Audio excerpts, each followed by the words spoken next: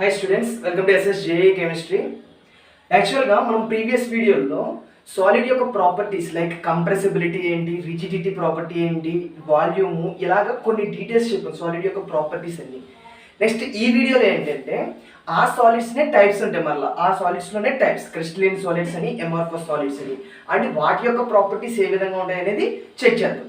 ఓకేనా? ఇంతవరకు కానీ మీరు ఈ మన ఛానల్ని సబ్స్క్రైబ్ చేసుకోకపోతే ఈ వీడియో ఎండింగ్ వరకు చూసి నచ్చితేనే సబ్స్క్రైబ్ చేయండి, నచ్చితే సబ్స్క్రైబ్ చేయండి అండ్ షేర్ కూడా చేయండి. ఓకే, టాపిక్లోకి వెళ్ళిపోతాం. ఫస్ట్ మనందరికీ తెలిసింది, మ్యాటర్ని ఏదైనా మనం చూసే ఆబ్జెక్ట్ మనం ఏదైతే చూస్తున్నామో ఆ మ్యాటర్ని మనం 3 టైప్స్ కింద విడదీస్తాం. ఏంటది? Solids, liquids, gases. ఒకటి సాలిడ్స్ కింద, లిక్విడ్స్ కింద, గ్యాసెస్ కింద, ఇలా 3 టైప్స్ కింద విడదీస్తాం. ఓకేనా? మనం ప్రాపర్టీస్, సాలిడ్స్ యొక్క ప్రాపర్టీస్ అని అంతకు ముందు చెప్పేసాం. ఇప్పుడు ఏంటంటే ఈ సాలిడ్స్ ఏ విధంగా ఉంటాయి అరేంజ్మెంట్ యాటమ్స్ మాలిక్యూల్స్ మధ్య డిస్టెన్స్ చాలా దగ్గరగా ఉంటుంది.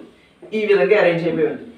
సో యాటమ్స్, ఈ పార్టికల్స్ మధ్య డిస్టెన్స్ చాలా తక్కువగా ఉంది కాబట్టి వాటిని సాలిడ్స్ అని, ఈ పార్టికల్స్ మధ్య డిస్టెన్స్ కొద్దిగా దూరంగా ఉంది అంటే అది లిక్విడ్స్ కింద, చాలా దూరంగా ఉంటే మనం దాన్ని గ్యాసెస్ కింద కన్సిడర్ చేస్తాం. అవును కదా? సో ఇప్పుడు ఏంటంటే ఈ సాలిడ్స్లో కూడా 2 టైప్స్ ఉంటాయి. సాలిడ్స్లో కూడా 2 టైప్స్.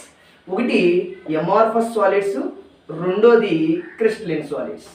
ఒకటి అమార్ఫస్ సాలిడ్స్, రెండోది crystalline solids.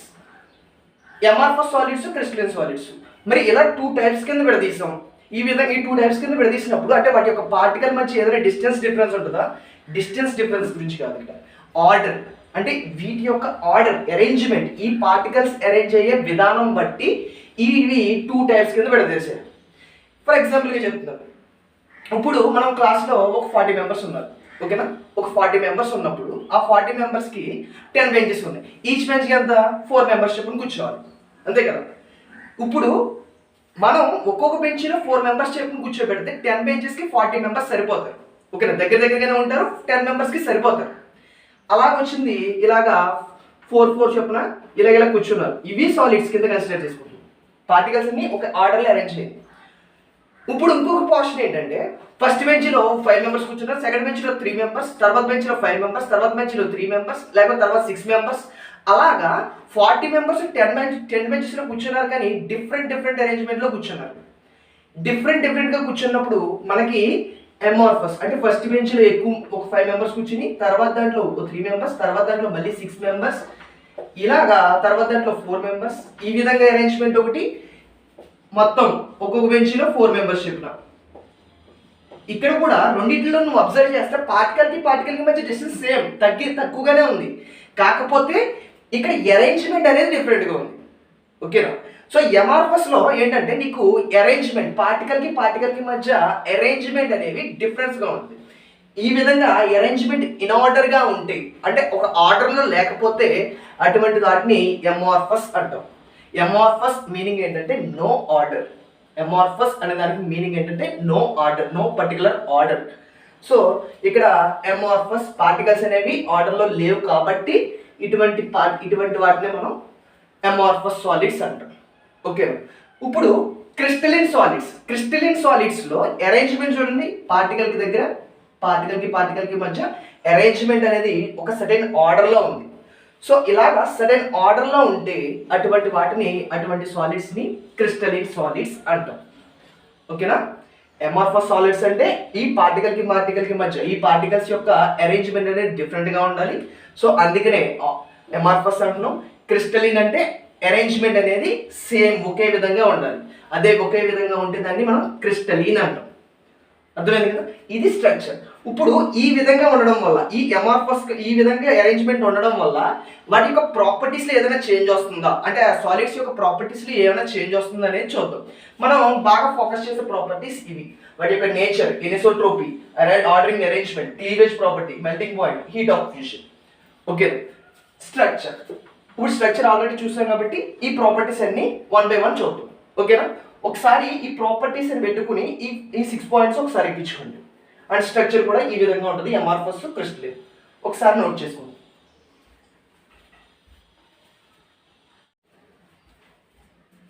Okay, first property structure. ఓకేనా, క్రిస్టలైన్ సాలిడ్స్లో స్ట్రక్చర్ ఏ విధంగా ఉంటుంది, అమార్ఫస్ సాలిడ్స్లో స్ట్రక్చర్ ఏ విధంగా ఉంటుంది. ఓకేనా, చూద్దాం. Solids can be classified into amorphous or crystalline. Okay, అంటే దేని బేస్ చేసుకుని చేసాం, on the basis of nature of order present in the arrangement of their particles. Already చెప్పాం కదా, యాటమ్స్ పార్టికల్స్ అనేవి దాని యొక్క అరేంజ్మెంట్ సేమ్ ఒక ఆర్డర్లో ఉంటే దాన్ని మనం క్రిస్టలిన్ అని, డిఫరెంట్ ఆర్డర్లో ఉంటే దాన్ని అమార్ఫస్ అని చదువుతాం. Okay, A crystalline solid usually consist of large number of small crystals. అదేంటి మరలా, ఆల్రెడీ ఒక క్రిస్టలైన్ సాలిడ్స్ అనేది usually consist of large number of small crystals. ఈ పాయింట్ మీనింగ్ ఏంటంటే, ఇక్కడ మనం ఏదైనా ఒక ఫర్ ఎగ్జాంపుల్గా ఒక సాల్ట్ తీసుకున్నాం అనుకో, సాల్ట్ అనేది మనం ఏం చెప్తామంటే, ఎక్కువ మంది చెప్పేది అది క్రిస్టల్ అని చెప్తారు. ఓకేనా, సాల్ట్ అనేది ఒక క్రిస్టల్ అని చెప్తారు. క్రిస్టలా ఎమార్ఫస్ అని చెప్పేటప్పటికి క్రిస్టల్ అని చెప్తారు. యాక్చువల్గా అది క్రిస్టల్ అని కూడా చెప్పకూడదు, అది ఒక పాలీక్రిస్టలిన్ సబ్స్టెన్స్. సాల్ట్ అనేది ఒక పాలీక్రిస్టలిన్ సబ్స్టెన్స్. మరలా ఈ పాలీక్రిస్టలిన్ అంటే ఏంటంటే, ఫర్ ఎగ్జాంపుల్గా క్రిస్టల్లో ఉండేటువంటి మాలిక్యూల్స్ ఈ విధంగా అరేంజ్ చేయాలి. ఇది ఒక క్రిస్టల్ కింద కన్సిడర్ చేసుకున్నాం అనుకో, ఇవన్నీ ఒక ఆర్డర్లో అరేంజ్ చేయాలి. నెక్స్ట్ ఇంకో క్రిస్టల్ తీసుకున్నాను, సేమ్ ఇదే క్రిస్టల్ వేరే మోడల్లో సేమ్ ఇదే క్రిస్టల్ తీసుకున్నాను. ఇప్పుడు ఈ విధంగా అరేంజ్ చేసుకున్నాను, ఈ విధంగా అరేంజ్ చేయాలి. Both are same. ఓకేనా, ఇది ఒక క్రిస్టల్. ఇలాగా డిఫరెంట్ క్రిస్టల్స్ మొత్తం అన్నీ కలిసి ఒక చోట అరేంజ్ అయ్యాయి అనుకో, అప్పుడు వచ్చేదాన్ని మనం పాలీక్రిస్టలిన్ అంటాం.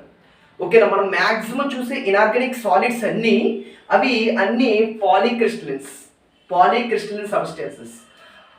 ఇంక్లూడింగ్ ఐస్ కూడా ఒక పాలీక్రిస్టలిన్ సబ్స్టెన్స్. ఓకేనా, ఐస్, సాల్ట్, మనం చూసే ఇనార్గానిక్ సాలిడ్స్ అన్నీ ఇంక్లూడింగ్ డైమండ్ కూడా అది ఒక పాలీక్రిస్టలిన్ సబ్స్టెన్స్. అంటే ఏం జరుగుతుంది, అక్కడ కొన్ని క్రిస్టల్స్ అన్నీ కలిపి దగ్గరికి అరేంజ్ అయ్యి అక్కడ నీకు కొత్తగా పాలీక్రిస్టలిన్ సాలిడ్ని ఫార్మ్ చేస్తుంది. ఓకేనా, సో దాని మీనింగ్ ఇది. A crystalline solid usually consist of large number of small crystals. Okay, so అందుకని క్రిస్టలైన్ సాలిడ్ అని చెప్తుంది. నీకు ఆప్షన్లో క్రిస్టలినా అమార్ఫస్ అంటే మ్యాక్సిమం పాలీక్రిస్టలైన్ ఆప్షన్ లేకపోతే క్రిస్టలైన్ పెట్టుకోవచ్చు. కానీ పాలీక్రిస్టలిన్ అనే ఆప్షన్ వచ్చినప్పుడు NaCl prefer to polycrystalline. Okay, so ఇది వాటి యొక్క స్ట్రక్చర్. నువ్వు ఏదైనా ఒక సాలిడ్ కన్సిడర్ చేసుకున్నావు అనుకో, డైమండ్, సాల్ట్, లేకపోతే ఏదైనా కన్సిడర్ చేసుకుంటున్నప్పుడు మ్యాక్సిమం ఇనార్గానిక్ సాలిడ్స్ అన్నీ అవి పాలీక్రిస్టలిన్ సబ్స్టెన్సెస్. ఓకేనా, స్ట్రక్చర్ అర్థమైంది కదా. ఇక్కడ కూడా అబ్జర్వ్ చేస్తే ఇక్కడ పార్టికల్స్ అన్నీ సేమ్ అరేంజ్ అయ్యే ఉన్నాయి. ఓకేనా, ఇది స్ట్రక్చర్. నెక్స్ట్ పాయింట్, స్ట్రక్చర్ ఒకసారి నోట్ చేసుకోండి.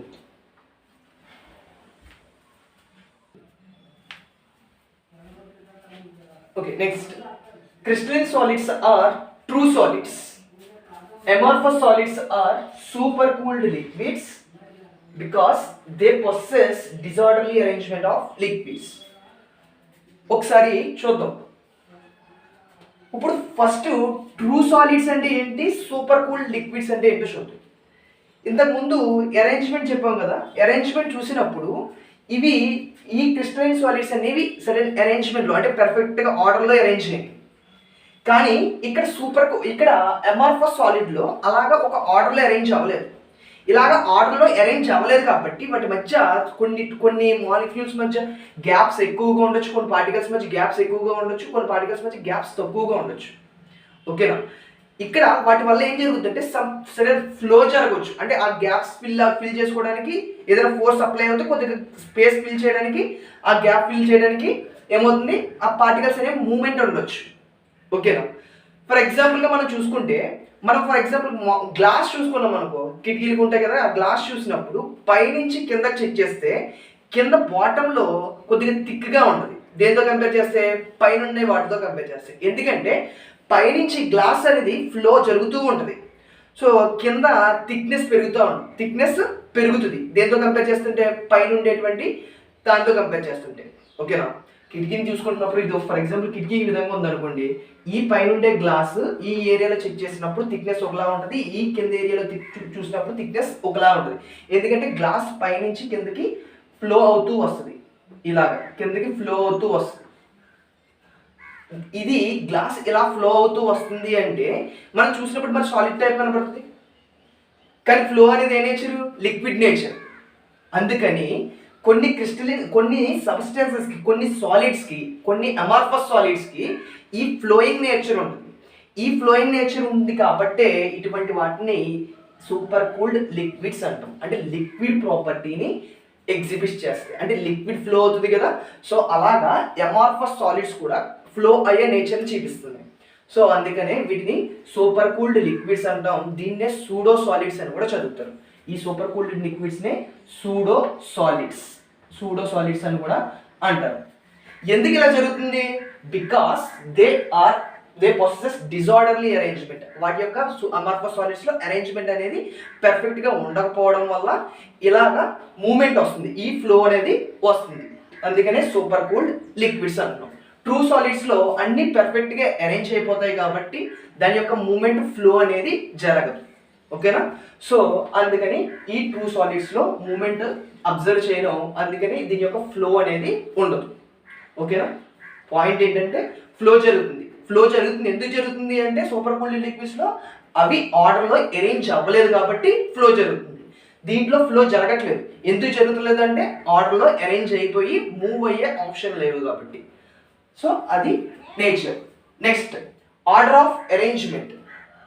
ఇక్కడ క్రిస్టలిన్ సాలిడ్స్లో చూసుకుంటున్నప్పుడు have long range order.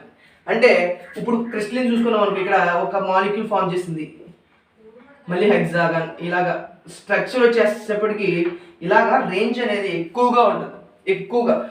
Next ఈ విధంగా మళ్ళీ ఫామ్ అవుతుంది. ఇలాగా యాటమ్స్ పార్టికల్స్ అనేవి కంటిన్యూస్గా ఎక్కువగా ఉంటుంది, ఎక్కువ ఆర్డర్ ఆఫ్ రేంజ్. కానీ అమార్ఫస్ సాలిడ్స్కి వచ్చేటప్పటికి ఈ పార్ట్ వరకు వచ్చిన తర్వాత కట్ అయిపోతుంది, మళ్ళీ ఈ పార్ట్ వరకు వచ్చిన తర్వాత కట్ అయిపోతుంది, మళ్ళీ ఇంకో కొద్ది వచ్చిన తర్వాత కట్ అయిపోతుంది. అంటే దాని యొక్క అరేంజ్మెంట్ అనేది ఎక్కువ రేంజ్ ఉంటుంది. కొద్ది వరకు వస్తే కట్ అయిపోతుంది, అలాగా దాని యొక్క ఆర్డర్ ఆఫ్ అరేంజ్మెంట్ కూడా డిఫరెంట్గా ఉంటుంది. అండ్ అది యొక్క short range order. Amorphous solids are short range order. ఎక్కువగా ఉండదు, లెంత్ ఎక్కువగా మెయింటైన్ చేయలేదన్నమాట రేంజ్ ఆర్డర్. అదే క్రిస్టలిన్ సాలిడ్కి వచ్చేటప్పటికి లాంగ్ రేంజ్ ఆర్డర్. అంటే వాటి యొక్క ఆర్డర్ అనేది, ఆర్డర్ ఆఫ్ అరేంజ్మెంట్ అనేది చాలా ఎక్కువగా ఉంటుంది. అంటే ఒక చోట చూసుకున్నాం, ఇక్కడ స్టార్ట్ చేస్తే చాలా దూరం వెళ్ళిపోతుంది ఇంకా. ఓకేనా? కింద మీకు ఆల్రెడీ చూపించేటప్పుడు కూడా చూసుకోండి, ఇక్కడ కూడా ఉంటుంది. అక్కడ హెక్సాగనల్ కనబడుతున్నాయి కదా, ఆ విధంగా కనబడే వాటిని అవే లాంగ్ రేంజ్ ఆర్డర్స్. కానీ క్రిస్టలిన్ సాలిడ్స్, అమార్ఫస్ సాలిడ్స్కి వచ్చేటప్పటికి అలా జరగట్లేదు. కానీ అందుకని ఇది షార్ట్ రేంజ్ ఆర్డర్. ఓకేనా? ఇవి ఒకసారి స్క్రీన్ షాట్ తీసుకోండి.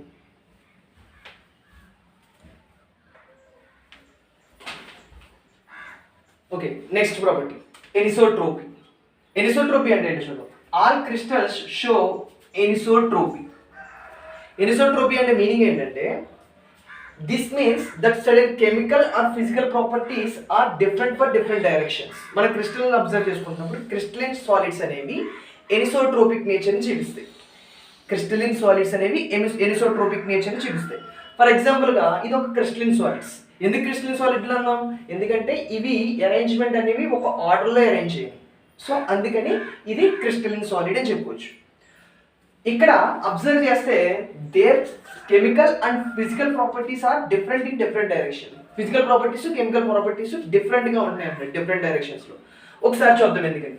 ఇప్పుడు ఫర్ ఎగ్జాంపుల్గా నేను ఈ డైరెక్షన్లో తీసుకున్నాను అనుకో, ఈ డైరెక్షన్లో తీసుకుంటున్నప్పుడు ఇక్కడ బ్లూ అనేది ఒక one type of atom, red అనేది ఒక వన్ టైప్ ఆఫ్ యాటమ్ కింద కన్సిడర్ చేసుకున్నాం. బ్లూ అనేది one type of atom, red అనేది వన్ టైప్ ఆఫ్ యాటమ్స్ కింద కన్సిడర్ చేసుకున్నాం. ఇప్పుడు ఈ డైరెక్షన్లో తీసుకుంటున్నప్పుడు ఎన్ని బ్లూస్ టచ్ అవుతున్నాయి? 3 యాటమ్స్ బ్లూస్ టచ్ అవుతున్నాయి, 2 రెడ్ టచ్ అవుతున్నాయి. ఈ డైరెక్షన్లో తీసుకున్నాను అనుకో, ఫర్ ఎగ్జాంపుల్గా ఈ డైరెక్షన్లో తీసుకున్నాను అనుకో, మనకి ఏమేమి టచ్ అవుతాయి? ఇది టచ్ అవుతుంది, ఇది టచ్ అవుతుంది, ఇది టచ్ అవుతుంది. ఓన్లీ 3 బ్లూ మాత్రమే టచ్ అవుతున్నాయి. అంటే ఓన్లీ 3 యాటమ్స్ కూడా ఒకటే టచ్ అవుతుంది. సో వాటి యొక్క ఫిజికల్ ప్రాపర్టీస్ దేని మీద డిపెండ్ అవుతుంది? దాని యొక్క పార్టికల్స్ మీద డిపెండ్ అవుతుంది, వాటి యొక్క పార్టికల్స్ మీద. సో ఈ విధంగా కన్సిడర్ చేసుకుంటుంటే, ఈ డైరెక్షన్లో కన్సిడర్ చేస్తుంటే మనకి 3 పార్టికల్స్ సేమ్ వస్తున్నాయి, 3 పార్టికల్స్ బ్లూ యాటమ్సే వస్తున్నాయి. అదే ఈ డైరెక్షన్లో తీసుకున్నాం అనుకో 3 ఆటమ్స్ బ్లూ వస్తున్నాయి, 2 ఆటమ్స్ రెడ్ వస్తున్నాయి. ఇప్పుడు ఇంకొక డైరెక్షన్, ఈ డైరెక్షన్లో తీసుకున్నాం అనుకో 3 ఆటమ్స్ రెడ్ వస్తున్నాయి. అంటే ఆ పార్టికల్స్ మారిపోతున్నాయి కదా. సో డిఫరెంట్ డైరెక్షన్స్లో తీసుకుంటున్నప్పుడు ఆ పార్టికల్స్ మారిపోతున్నాయి. సో ఆ పార్టికల్స్ మీద డిపెండ్ అయ్యేటివే physical properties, chemical properties. So ఎందుకంటే ఇప్పుడు అందుకనే మనకి కెమికల్ ప్రాపర్టీస్, ఫిజికల్ ప్రాపర్టీస్ మారిపోతున్నాయి. డిఫరెంట్ డైరెక్షన్స్లో ఉండేటప్పుడు డిఫరెంట్గా వస్తున్నాయి. ఓకేనా. అదే anisotropic properties are hardness, elasticity, electrical conductivity, thermal conductivity etcetera. ఆ పార్టికల్స్ ఏంటి? ఆ properties hardness, elasticity, electrical conductivity and thermal conductivity. ఇవి ఆ ఎనిసోట్రోపిక్ యొక్క ప్రాపర్టీస్. ఓకేనా. మనం థర్మల్ కండక్టివిటీ చూసుకున్నాం అనుకో, థర్మల్ కండక్టివిటీ కానీ ఎలక్ట్రికల్ కండక్టివిటీ కానీ డిఫరెంట్ డైరెక్షన్లో చూసుకుంటే డిఫరెంట్ వాల్యూస్ వస్తాయి. అలాగే హార్డ్నెస్, ఎలాస్టిసిటీ కూడా డిఫరెంట్ డైరెక్షన్స్లో చూసుకున్నప్పుడు డిఫరెంట్ హార్డ్నెస్ తగులుతుంది, డిఫరెంట్ ఎలాస్టిసిటీ తగులుతుంది. అంటే ఒక చోట హార్డ్నెస్ ఎక్కువగా ఉండొచ్చు, ఇంకొక చోట హార్డ్నెస్ తక్కువగా ఉండొచ్చు, అంటే సాఫ్ట్గా ఉండొచ్చు. ఒక్కొక్క చోట ఎలాస్టిసిటీ ఎక్కువగా ఉండొచ్చు, ఇంకొక చోట ఎలాస్టిసిటీ తక్కువగా ఉండొచ్చు. రీజన్స్ వచ్చి అవి డిఫరెంట్ డైరెక్షన్స్లో డిఫరెంట్ ఆటమ్స్ని టచ్ చేస్తాయి. ఓకే. ఇక్కడ అదే పాయింట్ అమార్ఫస్ సాలిడ్స్ లో చూసుకుంటున్నప్పుడు amorphous solids are isotropic in nature. Isotropic అంటే ఏంటంటే properties, physical properties, chemical properties సేమ్గా ఉంటాయి. ఫిజికల్ ప్రాపర్టీస్, కెమికల్ ప్రాపర్టీస్ సేమ్గా ఉంటే అటువంటి వాటిని మనం ఐసోట్రోపిక్ నేచర్ అంటాం. ఆ ఐసోట్రోపిక్ నేచర్ దేంట్లో ఉంటుంది? మనం దేంట్లో అబ్జర్వ్ చేస్తున్నాం? అమార్ఫస్ సాలిడ్స్ లో అబ్జర్వ్ చేస్తున్నాం. ఓకేనా. ఎనిసోట్రోపిక్ నేచర్ వచ్చి క్రిస్టలిన్ సాలిడ్స్ లో అబ్జర్వ్ చేస్తున్నాం. ఐసోట్రోపిక్ ప్రాపర్టీ వచ్చి అమార్ఫస్ సాలిడ్స్ లో అబ్జర్వ్ చేస్తున్నాం. మరి ఈ అమార్ఫస్ సాలిడ్స్ లో ఎందుకు same physical properties, same chemical properties observe చేస్తున్నామంటే reason short range order. Because of their short range order. Amorphous solids లో మనకు లాంగ్ రేంజ్ ఆర్డర్ ఉంటుంది, షార్ట్ రేంజ్ ఆర్డర్ ఉంటుంది. So short range order, there is no long range order, means there is a short range order. మనకి amorphous solid ఎక్కువగా ఉండదు కదా, కొద్దిగా వెళ్ళిన తర్వాత కట్ అయిపోద్ది, అలాగా ఎక్కువ రేంజ్ ఉండదు కాబట్టి, లాంగ్ రేంజ్ ఉండదు కాబట్టి, సో షార్ట్ రేంజ్ ఉండడం వల్ల మనకి అమార్ఫస్ సాలిడ్స్ అనేవి ఐసోట్రోపిక్ నేచర్ని చూపిస్తాయి. ఎందుకంటే తక్కువ రేంజ్లో ఉండడం వల్ల, తక్కువ పార్టికల్స్తో ఇంటరాక్షన్ అంటే తక్కువ పార్టికల్స్ ఉండడం వల్ల సో అది పెద్ద ప్రాబ్లం అవ్వదు. సో అందుకని amorphous solids are isotropic in nature. And arrangement is irregular along all the directions. మనకి అరేంజ్మెంట్ కూడా ఒక్కొక్క డైరెక్షన్లో ఒక్కొక్క అలా ఉంటుంది. డిఫరెంట్ డైరెక్షన్స్లో డిఫరెంట్ అరేంజ్మెంట్ ఉండడం వల్ల దానికి ఐసోట్రోపిక్ నేచర్ వస్తుంది. ఫిజికల్ ప్రాపర్టీస్ అనేవి సేమ్గా చూపిస్తుంది. ఫిజికల్ ప్రాపర్టీస్, కెమికల్ ప్రాపర్టీస్ సేమ్గా చూపిస్తాయి. ఏంటా physical properties, chemical properties? Hardness, elasticity, electrical conductivity, thermal conductivity, ఇంకా చాలా ఉంటాయి. ఓకేనా. ఇవన్నీ మనకి అమార్ఫస్ సాలిడ్స్ కి సేమ్గా ఉంటున్నాయి కాబట్టి మనం దాన్ని ఐసోట్రోపిక్ అంటున్నాం. క్రిస్టలిన్ సాలిడ్స్ కి డిఫరెంట్గా ఉంటాయి కాబట్టి అనిసోట్రోపిక్ ప్రాపర్టీ అంటున్నాం. ఓకేనా. ఇవి ఒకసారి స్క్రీన్ షాట్ తీసుకుంటే నెక్స్ట్ ప్రాపర్టీ చూద్దాం.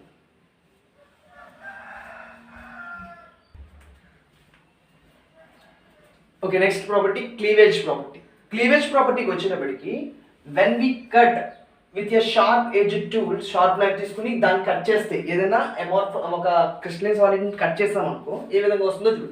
Dil split into 2 pieces are newly generated surface are plain and smooth for crystalline solids. అంటే మనం ఏదైనా ఒక సాలిడ్ని తీసుకుని దాన్ని సగానికి కట్ చేసాం అనుకో నైఫ్తో కట్ చేసిన తర్వాత 2 parts అవుతుంది కదా. ఆ 2 parts అయిపోయిన తర్వాత వాటి యొక్క సర్ఫేస్ని చూసినప్పుడు అది ప్లెయిన్గాను స్మూత్గాను ఉంటే అది క్రిస్టలిన్ సాలిడ్స్. ఓకేనా. ప్లెయిన్గాను స్మూత్గాను ఉంటే అవి క్రిస్టలిన్ సాలిడ్స్ కింద కన్సిడర్ చేసుకుంటున్నాం. అలా కాకుండా మనకి when we cut with a sharp edge tool, they cut into 2 equal pieces with irregular surfaces అయితే అమార్ఫస్ సాలిడ్స్. అలా ప్లేన్ స్మూత్ అయితే క్రిస్టలిన్ సాలిడ్స్. ఓకేనా. మనం కట్ చేసినప్పుడు 2 parts కింద విడదీసిన తర్వాత అవి ప్లేన్ గాను స్మూత్ గాను ఉంటే అవి క్రిస్టలిన్ సాలిడ్స్ కింద కన్సిడర్ చేస్తాం. అలా కాకుండా ఇర్రెగ్యులర్ సర్ఫేసెస్ కింద వస్తే అది అమార్ఫస్ సాలిడ్స్ కింద కన్సిడర్ చేసుకుంటాం. ఓకేనా. ఇది వాటి యొక్క క్రిస్టలిన్ సాలిడ్స్ కి అమార్ఫస్ సాలిడ్ యొక్క క్లీవేజ్ ప్రాపర్టీ. అండ్ మెల్టింగ్ పాయింట్కి వచ్చేటప్పటికి షార్ప్ మెల్టింగ్ పాయింట్ ఉండేవి క్రిస్టలిన్ సాలిడ్స్. ఓకేనా. Sharp melting point and heat of fusion కూడా ఫిక్స్డ్గా ఉంటుంది. దేనికి? క్రిస్టలిన్ పాయింట్, క్రిస్టలిన్ సాలిడ్స్కి. Melting point broad range of order amorphous solid. Amorphous సాలిడ్స్కి వచ్చేటప్పటికి ఈ రేంజ్ నుండి, అంటే ఈ పాయింట్ నుంచి ఈ పాయింట్ ఈ మధ్యలో ఉండొచ్చు మెల్టింగ్ పాయింట్ అని చెప్పాలి. అలా కాకుండా మెల్టింగ్ పాయింట్ క్రిస్టలిన్ సాలిడ్స్ చెప్తే పర్ఫెక్ట్ వాల్యూ వచ్చేస్తుంది. అలా పర్ఫెక్ట్గా వాల్యూ ఉంది అంటే క్రిస్టలిన్ సాలిడ్ అని. అలా కాకుండా బ్రాడ్ డిఫరెంట్గా అంటే ఆర్డర్ అనేది ఉంటే ఈ రేంజ్ నుంచి ఈ రేంజ్లో ఉండొచ్చు అనే విధంగా వచ్చిందనుకో అవి అమార్ఫస్ సాలిడ్స్. ఓకేనా. హీట్ ఆఫ్ ఫ్యూజన్ దీనికి ఫిక్స్డ్గా ఉండదు, హీట్ ఆఫ్ ఫ్యూజన్ మాత్రం దీనికి కూడా ఫిక్స్డ్గా ఉంటుంది. క్రిస్టలిన్ సాలిడ్స్కి heat of fusion fix and amorphous solids మాత్రం అది కూడా ఫిక్స్డ్ ఉంటుంది అమార్ఫస్ సాలిడ్స్కి. ఇవి వాటి యొక్క అమార్ఫస్ సాలిడ్స్కి క్రిస్టలిన్ ప్రాపర్టీస్, క్రిస్టలిన్ సాలిడ్స్కి మధ్య డిఫరెన్సెస్. ఓకేనా. ఈ వీడియో కనుక మీకు నచ్చినట్లయితే షేర్ చేయండి, సబ్స్క్రైబ్ చేయండి. Thank you.